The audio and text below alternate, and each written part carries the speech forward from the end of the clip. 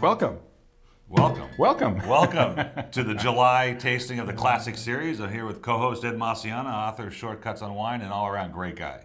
All around. As far as he knows. A great guy. You know, we were talking before we started the shoot here, and the wines coming into the shop right now, the tasting room, are incredible. Well, then why are we tasting this stuff? I don't know. These are phenomenal, though. I cannot believe the level of quality for the prices. They were saying that this economy wasn't going to affect the wine business. Oh, it's affected it big time. It's affected it big time. Big time. And so we, you and I, and you, are the recipients of this great thing. And starting with this incredible German Riesling that I haven't done. When was the last time I did a German wine? I think before there was a Germany. Yeah, right. So I think it was still part of the Prussian East Empire. Berlin, I think. We were talking about a gentleman named Henry Price, who was out of Ramona, who used to bring great German wines, and Ed was talking about some of the deals he used to get from him. And that was probably the last one we did, which was probably 10 years ago. And this came to our desk. I couldn't believe the price. I couldn't believe the quality, and only confirmed by you when you walked into my office this morning saying how great you thought the wine was.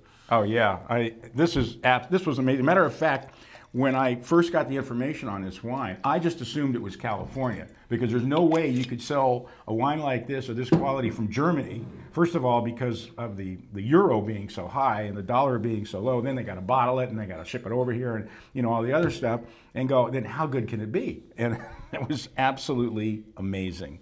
No, it's God. You know what I like about it is it's lean. It's a little leaner than most, right? Amazing. It tastes just like really good German Riesling, which are getting very expensive now. They're very expensive.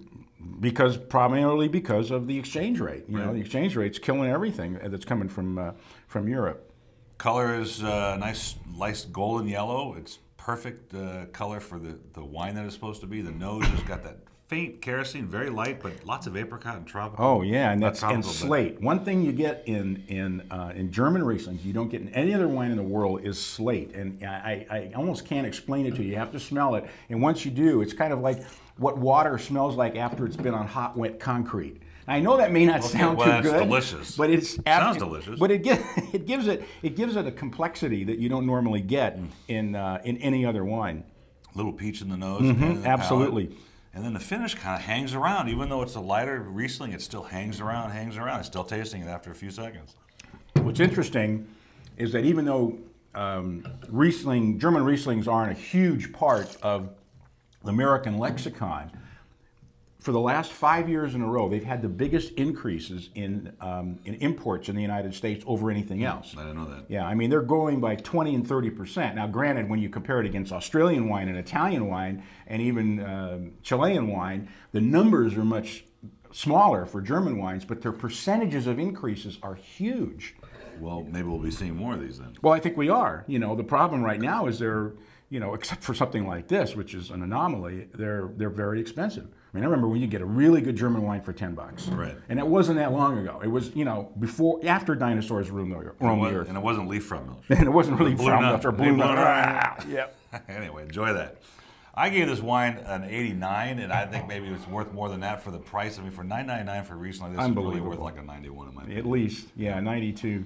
The first one went out at the retail would be $13.95. You paid $8.99 for the first one, and you can buy more at $5.99. At $13.99, this is a steal. Can I raise the price now? Yeah, too late. It's already printed. You heard it first here. No getting around it. $5.99. Mine's a 91 rating. All right. Yeah.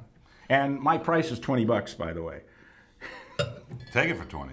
You want a case for $20? Well, I'll sell it to you. What a guy. The red wine for this month in July is a 2005 Merlot from Monterey County. And what's impressed me about this wine was, hey, look at the color. It's gorgeous. Yeah, it's really how indigenous it is to its terroir, because it really has Monterey all over the nose. The color's gorgeous. Merlot, you're not going to find it like this at this price. And it's I've seen it for $15.95 all over the web, all over the different websites, like $15.95. And you'll see in a minute that it's...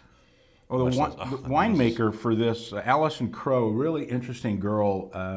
She grew up in the background of raising vegetables and plants and art, and so between the two, I guess they kind of blended.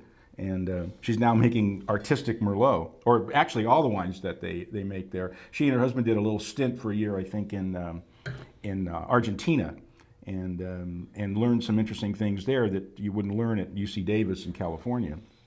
What surprises me is the youth of the color.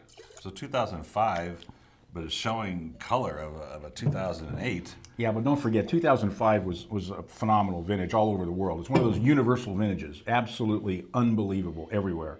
And the nose has just got all kinds of cranberry. This wine should have been in the limited series. It's really good. this Sometimes thing is, I retaste these wines and I'm like, wow, this is really good. How many times have you heard that, ladies and gentlemen? He's got to retaste the wines and re-rate them than what he did originally. See, if you'd have had this in the limited series for $20, nobody would have batted an eyelash. Not a word. At $10.98 on the first one and $7.99 on the second one. The thing about it, for the price, it's got way more depth than wines of this character, or this price range of the markets. Absolutely. And the complexity in the middle is huge. It just keeps going layer after layer after layer. Well, I don't know if you can see this, but my God, when you swirl the glass, the wine coming back down into it takes a long, long time. You can actually see it. You can actually see it just coming down in nice little streams. What that says is there's a lot of glycerin, which is partly alcohol, but not completely. It's the viscosity of the wine, which is usually a sign of very high quality. Excellent value. Phenomenal wine. Okay, I'm at a 93 with this one. And what are you, 78? Yeah, I'm at 90. I'm at a 90 for this. Yeah. I mean, really, they get better every time I taste them again. And sometimes, folks, I taste these 2 months ago when I buy them, maybe 3 months ago, and then I retaste them before we shoot, and I just can't believe some of the values that we're getting constantly now. And they keep coming, and we've bought wines through almost December for this year, and they're all really good. $15.95 all over the web. Like Ed said, he'd pay $20 for it and still be happy. And you paid $10.98 for the first one, and you can get more for $7.99. How much of this stuff is there? There's more. Wow. There's more. I'd be surprised if there's much left after people taste it. Actually, interestingly enough, the guy that brought me the German Riesling brought me this as well. Well, he had a good day. He had a really good day. Salud. See you at the Vintner Series. Take care.